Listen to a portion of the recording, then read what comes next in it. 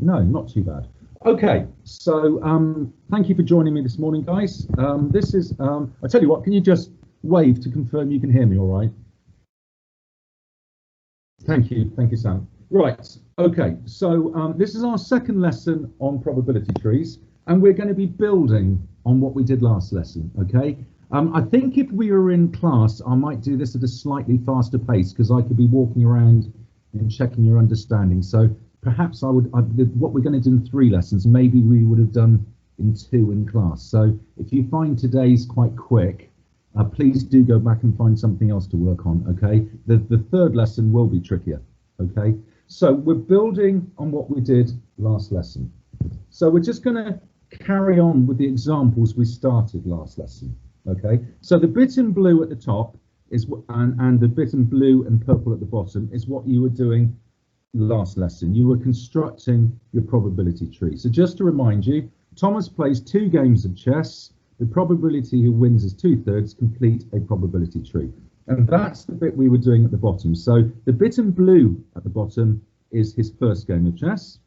And obviously, because the probability he wins is 2/3, the probability he loses must be 1/3. Remember those 2 branches, what I like to call the crocodile mouth, those 2 branches, or however many branches, must always add up to a whole because they're the only options going. Sometimes it might be win, lose, or draw. So you've got 3 branches, but nevertheless, they always have got to add up to a whole. So anyway, that bit in blue is Thomas's first game of chess, and the bit in purple was Thomas's second game of chess. Now we're going to answer the bit in red today. What is the probability Thomas wins both games? So I want you to envisage that those lines are just basically branches on the road that you can walk along, okay?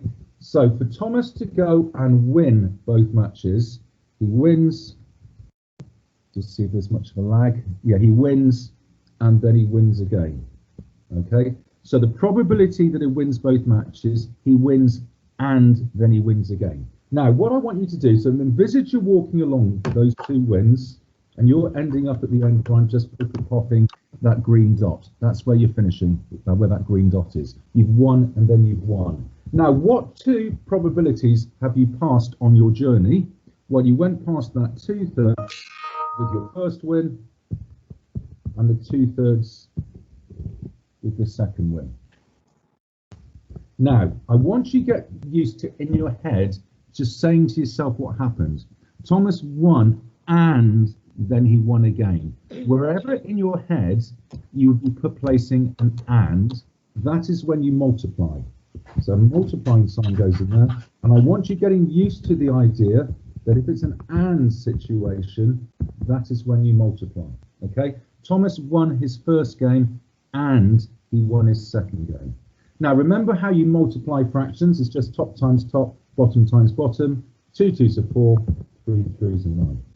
And that's it, folks. That is your final answer. The probability Thomas wins both games is 4/9. Now, what about if the question had been, what's the probability he loses both games? Well, then you take a different journey, don't you? So losing both games, Hudson, if you could just mute, please. So losing both games, he loses, and then he loses again. Those 2 that are going to come through in light blue in a second. He loses and he loses again. So the 2 fractions that he's passed on that journey are 1/3 and 1/3. So it's 1/3 and 1/3. Because it's the probability that Thomas loses and then he loses, you multiply. 1 times 1 is 1, 3 times 3 is 9. Okay, so that would be the final answer. So just more quickly, I'm just going to repeat that with the Lottie example. So Lottie played cricket in the morning. Winning was 3/5, losing was 2/5.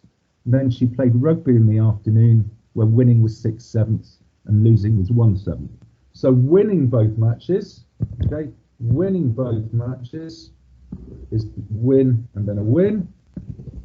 So 3/5 times 6/7, 3/5 times 6/7, 3 6s are 18, 7 5s are 35.